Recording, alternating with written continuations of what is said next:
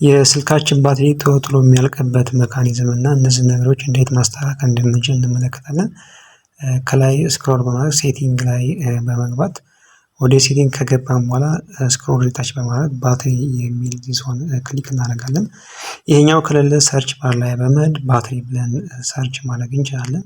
ያላችሁ ነገር ግን እንደዚህ ነገር ይመጣላችሁ አብዛኛውን ስልክ ስለሚመጣ ዚሶን ባትሪ የሚለውን ክሊክ እናደርግና ወደታች ስናደርገው ይሄኛው ኖርማል ሞድ መሆን አለበት። ክሊክ ስታደርጉ የተለያየ ሎው ፓወር ሞድ አለ፣ ኖርማል ሞድ አለ። ዚሶን ኖርማል ሞድ አድርጉትና ዜሮታች ስክሮል በማድረግ ሃይ ባክግራውንድ ፓወር ኮንሳምፕሽን የሚለው ላይ ይሄኛውን ክሊክ ታደርጋላችሁ። ይሄን ክሊክ ስታደርጉት እያንዳንዱ አፕሊኬሽን ምን ያህል ፓወር ኮንሱም እንደሚያደርግ ያሳያቸዋል ማለት ነው።